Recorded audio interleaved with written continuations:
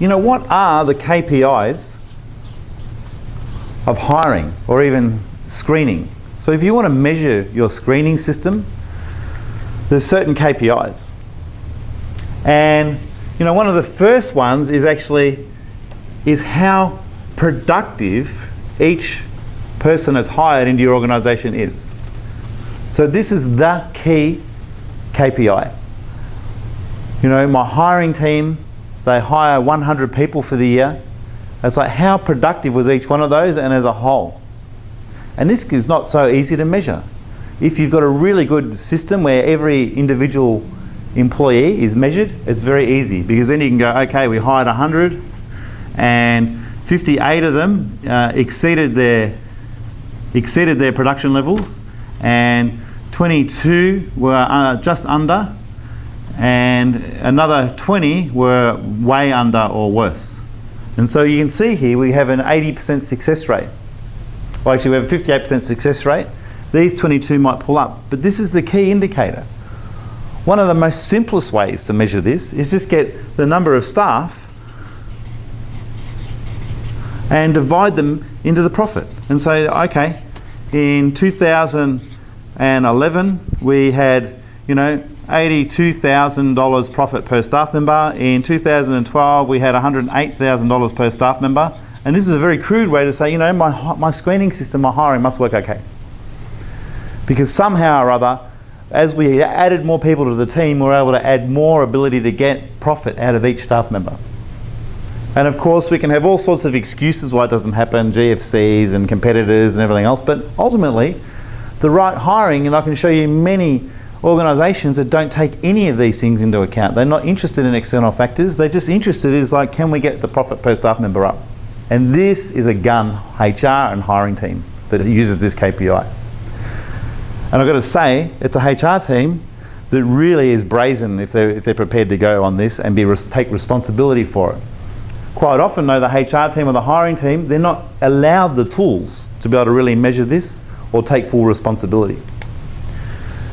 The second KPI is retention. And this is an interesting KPI because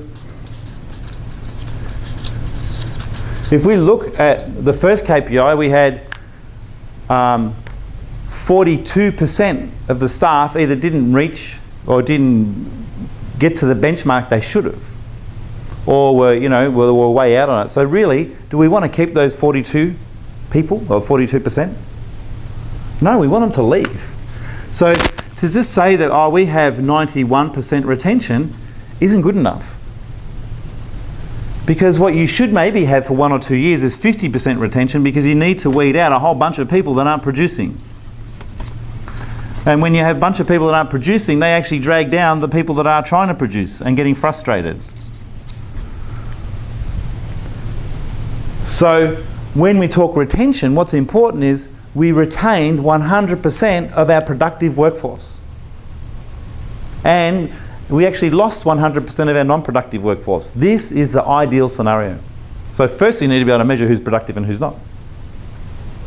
And then secondly, you need to basically have a strategy that removes the unproductive. Usually if you've got the right pay structures in place and you have the right HR policies in place, the unproductive people will remove themselves, because they either can't afford to work there or they're working in an environment where it's so uncomfortable to not be productive, they just leave. And so retention is very interesting and should be measured properly based on production. Because if you have a 1,000-man workforce and lose one person, and that one person is the driver for the organisation, it could halve the organisation's results. It could actually kill the organisation. You know, and a good example, and time will tell, with what will happen with Apple, with Steve Jobs' departure. Unfair departure. The third KPI is, we could say, sweat time per hiring, or cost per hiring. So what's it costing to hire each person? You know, how much is it costing in labour, overheads, IT, screening costs, testing and evaluating system? What's the overall cost per hiring? And of course, you know, this should be something that continually decreases, or if it's increasing, it should be because the first two KPIs are improving and it's obviously paying for that investment. So some organisations, their cost per hiring is so low, but their retention stinks, and it's like they can't hire productive people, so they need to be investing more money per hiring, not less. But of course, when you have a system like we do in Performia, where it can cut down the amount of resume reading